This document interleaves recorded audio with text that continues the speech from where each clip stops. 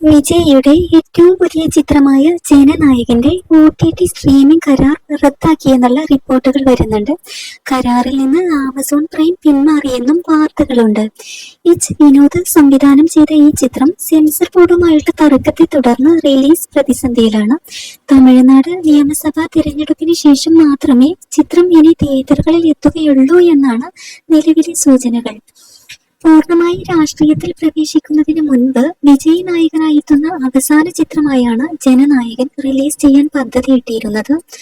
എന്നാൽ ചിത്രത്തിന് censor board പ്രദർശനാനുമതി നൽകാത്തതിനാൽ release ഇപ്പോൾ പ്രതിസന്ധിയിലാണ്.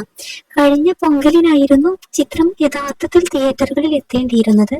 ഈ സാഹചര്യം നിലനിൽക്കെയാണിപ്പോൾ OTT കരാറിൽ നിന്ന് ആമസോൺ പ്രൈം പിന്മാറിയതായി തമിഴ് മാധ്യമമായ തന്തി TV റിപ്പോർട്ട് ചെയ്തിരിക്കുന്നത്. സിനിമയുടെ ഡിജിറ്റൽ അവകാശങ്ങൾ ഏകദേശം 120 കോടി രൂപയ്ക്കാണ് ആമസോൺ പ്രൈം വാങ്ങിയിരുന്നത്. എന്നാൽ സെൻസർ ബോർഡുമായുള്ള വിവാദങ്ങൾ നീണ്ടുപോയതോടെയാണ് കരാറിൽ നിന്നുള്ള സ്ട്രീമിംഗ് പ്ലാറ്റ്ഫോമിന്റെ പിന്മാറ്റമെന്നാണ് റിപ്പോർട്ടുകൾ സൂചിപ്പിക്കുന്നത്.